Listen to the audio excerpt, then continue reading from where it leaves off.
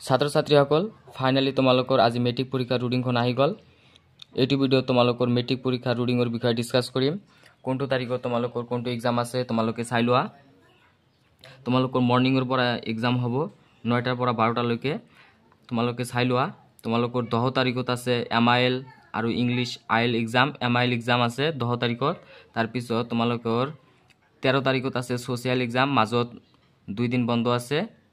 তোমালোকে সোশ্যালখন ভালকৈ পঢ়িবা, বেছি বন্ধ নাই।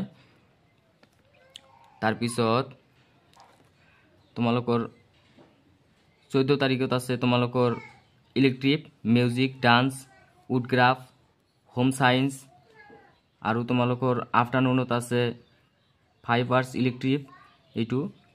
তাৰ পিছত তোমালোকৰ 16 তাৰিখত আছে ইংলিছখন তোমালোকে ভালকৈ পঢ়িবা। এবাৰ তোমালোকৰ ইংলিছ কোশ্চিন পেপাৰখন টান অহাৰ চান্স আছে। তাৰ পিছত তোমালোকে চাই লোৱা।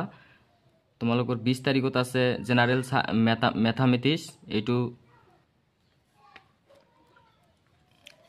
ভালকৈ তোমালোকে প্ৰেক্টিছ কৰিবা ম্যাথছখন। তাৰ পিছত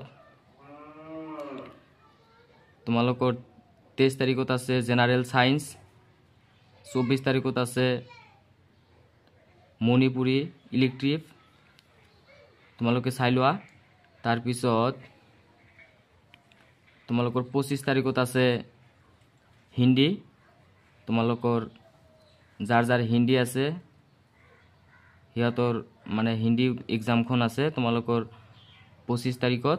তাৰ পিছত তোমালোকৰ 26 তাৰিখত আছে এডভান্স জিঅ'গ্ৰাফি, হিষ্ট্ৰী এইবিলাক। তাৰ পিছত আফটাৰনুনত আছে এছামিছ। তাৰ পিছত তোমালোকে চাই লোৱা।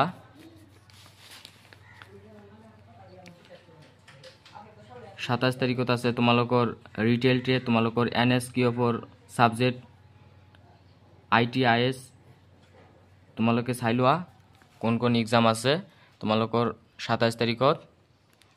তোমালোকৰ মৰ্নিঙত এক্সাম হ'ব, তোমালোকে ভালকৈ পঢ়িবা। এইটো ভিডিঅ'ৰ জৰিয়তে তোমালোকক কোনটো দিনত কোনটো এক্সাম হ'ব তোমালোকক দেখাই দিলোঁ। তোমালোকে চাই লোৱা কোশ্চিন পেপাৰখন।